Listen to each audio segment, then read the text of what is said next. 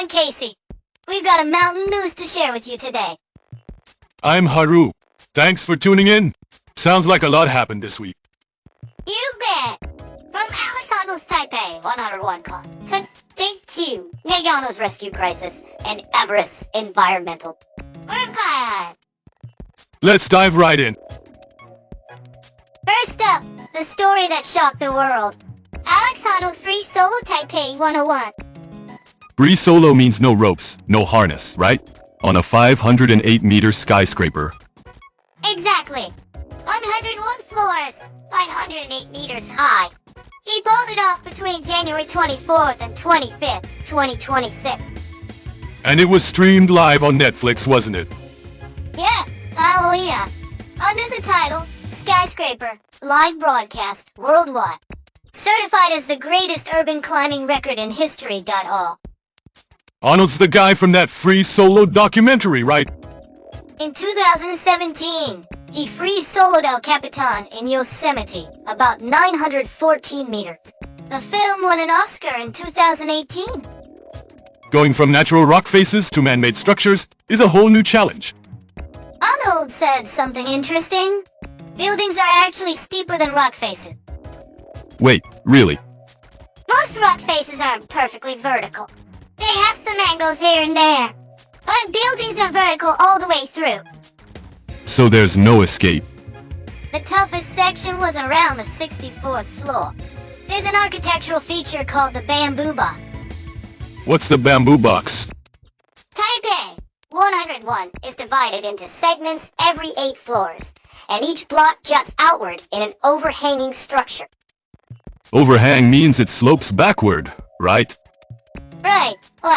He said repeating the same movements over and over causes muscle fatigue. How long did it take you? 1 hour, 31 minutes, and 40 seconds.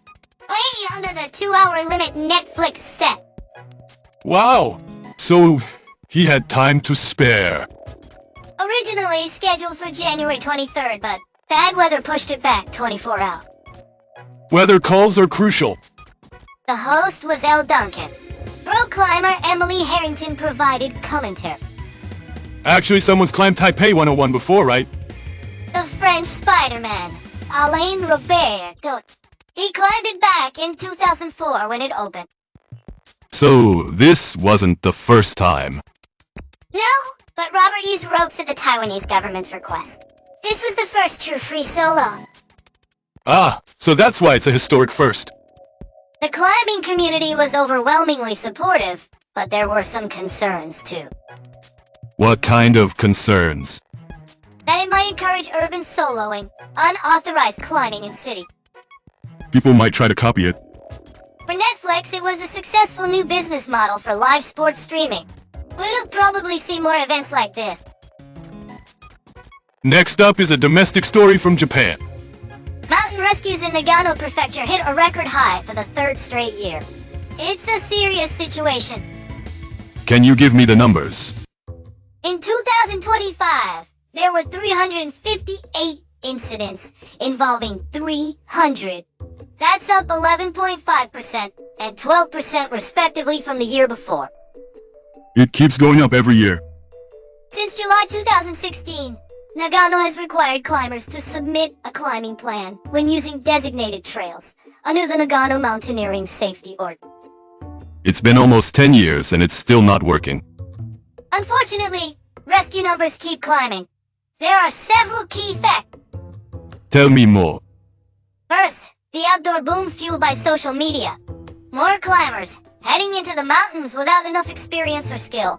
And middle-aged and older climbers overestimating their fit. What age groups are most affected?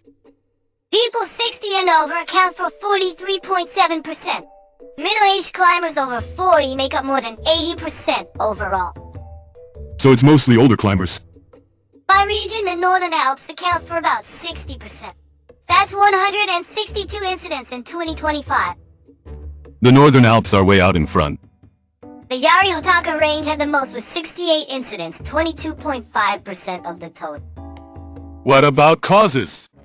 Falls, slips, and tumbles were the top cause at 163 incidents. Getting lost was 30 incidents, 9.9%. Exhaustion and hypothermia were 42 incidents, 13.9%. Falls and slips are more than half.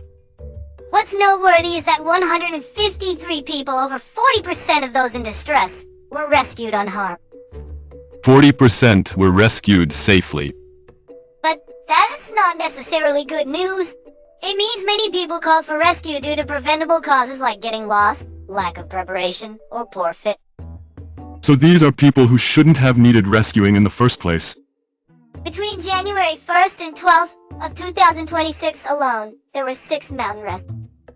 Right at the start of the year. 3 deaths, 1 missing, 1 injured, 1 rescued safely. On January 7th, a 24-year-old man died on Mount Karamatsu in the Northern Alps at about 2,600 meters. So young. Was he climbing solo? He went in alone and became unable to continue for some reason. Solo winter climbing is really dangerous.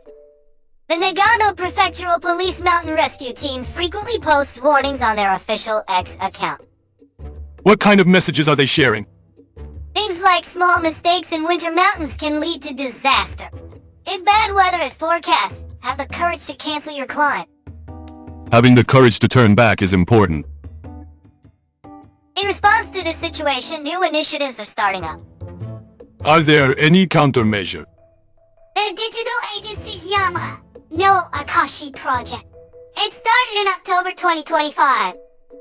That's the one using my number cards, right? Right. A pilot program is running in 23 mountain huts in the Northern Alps and Yatsugate areas. It's scheduled through the end of February 2026. How does it work exactly?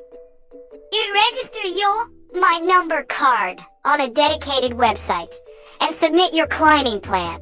Then the information is shared with mountain huts along your route. So if someone goes missing, they know who's where. It's expected to speed up initial response. But paper climbing permits have been around for a while, right? Paper takes time to share. Going digital makes it possible to track in real time. And 2026 marks 10 years since Mountain Day was established? August 11th, Mountain Day. The prefecture plans to strengthen rescue prevention measures in the 2026 budget. What technologies are expected going forward? Full implementation based on the My Number card pilot results, digitization, and centralization of climbing plan. What else? And weather prediction and hazard warning systems are being considered too. Using technology to improve safety. But there are challenges. Balancing climbing freedom with regulation, how to handle rescue costs, and so on. Those are tough issues. On Reddit's climbing community, there's active discussion about winter climbing gear. What are they talking about? Things like the difference between bone and B2 rated boots, crampon compatibility, stuff like that. Gear selection matters? Especially for maritime climates, handling temperature swings and changing snow conditions is a key point. Japanese mountains are affected by maritime climates too. There was also a hot debate about summer hikes becoming winter climbs. What does that mean? Routes considered difficult summer hikes can turn into beginner climbing routes when covered in snow and ice. So the same mountain can be totally different depending on the season. Some argue it's not just the terrain, but the conditions you face that define the challenge. Next is an international story. Everest's environmental measures are changing. The Nepali government overhauled Everest's environmental policy. They're scrapping the garbage deposit system that's been in place for over 10 years. What was the garbage deposit system? Introduced in 2014, climbers deposited $4,000 and got it back if they brought down at least 8 kilograms or 18 pounds of trash. Sounds like a good system. What was the problem? There was a major loophole. Most climbers collected trash from low-altitude camps that were easy to access. And left the trash near the summit. Exactly. Sheriff Sherpa, secretary of the Sagarmatha Pollution Control Committee, told the BBC. What did he say? The average climber generates about 12 kilograms of trash on the mountain. Under the old rules, they'd bring back 8 kilograms to get their refund, leaving 4 kilograms behind. So a net 4 kilograms stays on the mountain. Under the new system, they'll collect a non-refundable $4,000 as a cleaning fee. No refund at all. That revenue will fund Sherpa monitoring teams and a new monitoring station at Camp 2. Strengthening oversight. Climbers will be required to bring down all waste, including food packaging, oxygen canisters, and human waste. Wait, they have to carry out toilet waste too. Yes, and biodegradable waste bags are mandatory. What happens if you break the rules? A fine of 200,000 Nepali rupees, about $1,500 per climb. You could also be banned from climbing the next season. That's pretty strict. Plus, expedition teams must create an inventory of everything they bring, from ladders to prayer flag. Even prayer flags are regulated. Prayer flags must be made from biodegradable material.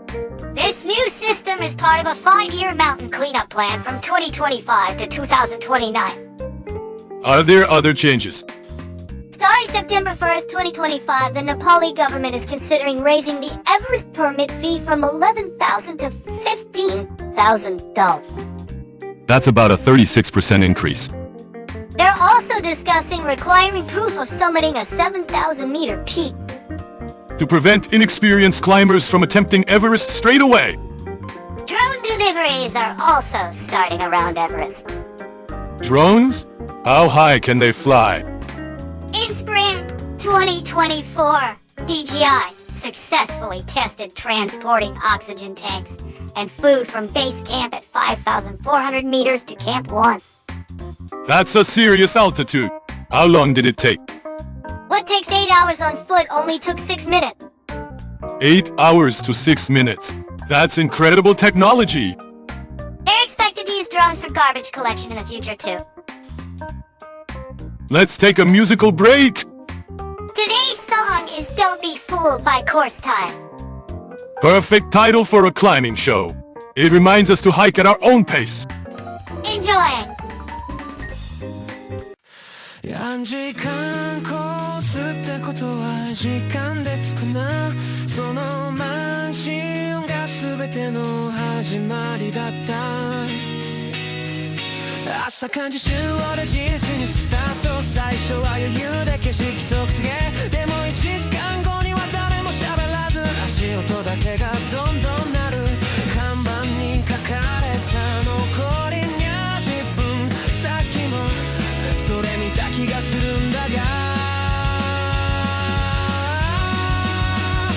コースタイムに惑わされるな地図は嘘つかないけど読者を選ぶ標準の定義はどこにある果敢な倍心拍3倍時計よりも足を信じろ上りだけでなく谷も沼もうすぐゴールって GPS が言ったのに膝が笑って足が泣いて笑顔だけが消えていたあと1時間ですってすれ違いざまに言われて心折れたのは僕ですコースタイムに惑わされるな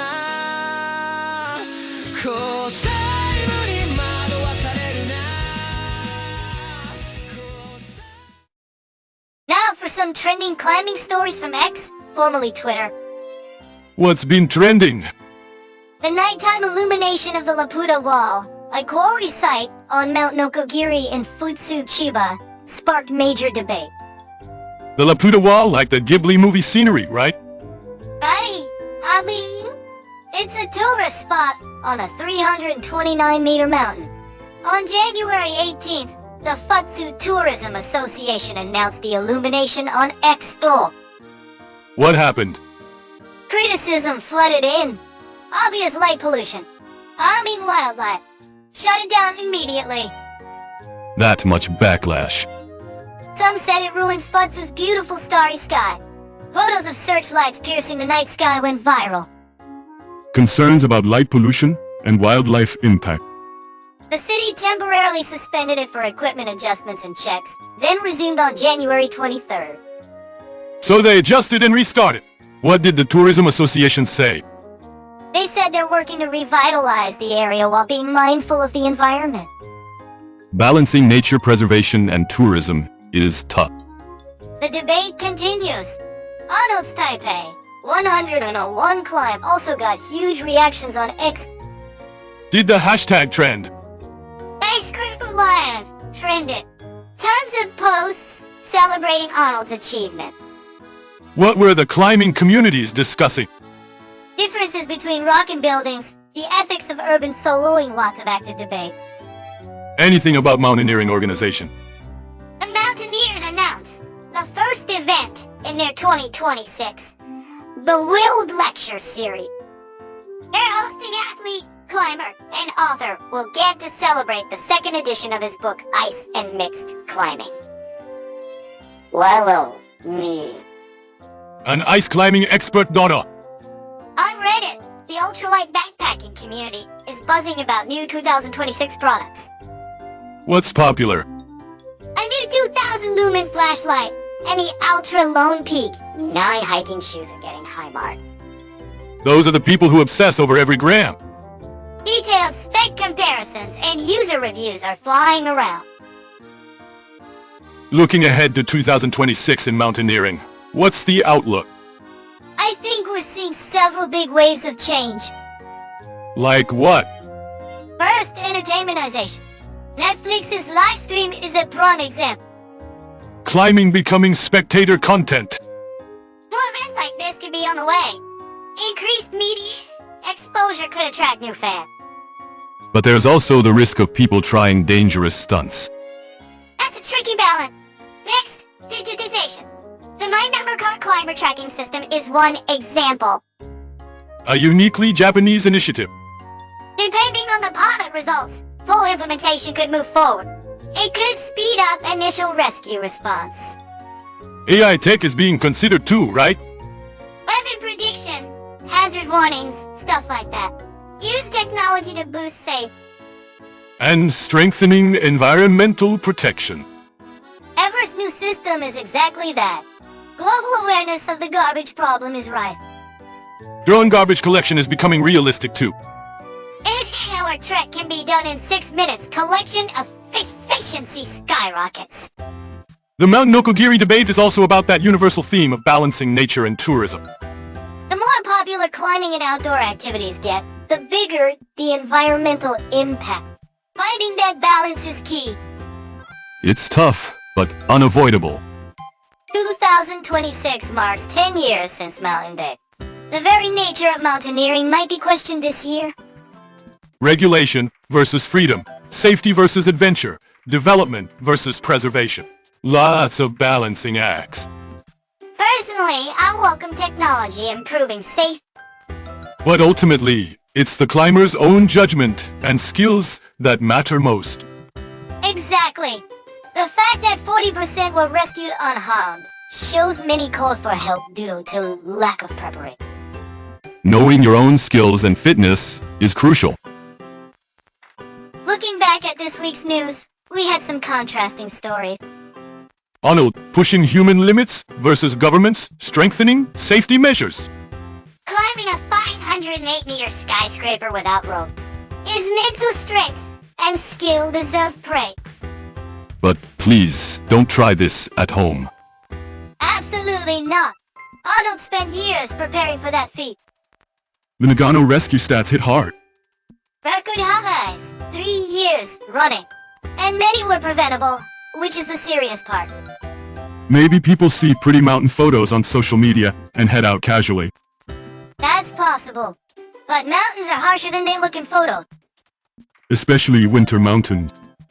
Small mistakes can be fatal. Having the courage to turn back is vital. The Everest environmental issues were thought-provoking. 4 kilograms of trash left behind each time. It adds up to a huge amount.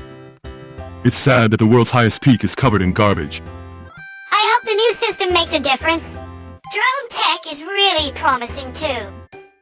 The Mount Nokogiri lighting debate was interesting. Locals want to boost tourism, but they have to think about environmental impact too. There's no perfect answer. We just have to keep talking and find better compromise. Some listeners might have gotten interested in climbing from today's show. I hope they enjoy it safely. Start with low mountains and work your way up gradually. How did you all like today's show? Drop a comments and let us know. We might even reply directly, so feel free to comment. Well, that's about it for today's Mountain AI Radio. Head show. Honnold's Taipei. 101. Nagano's rescue crisis. Everest's environmental push. The Mount Nokogiri lighting controversy was memorable too. 2026 looks like a year of change for the mountaineering world. See you next week. Until then, this was Haru. And Casey. Everyone, climb safe and have fun out there.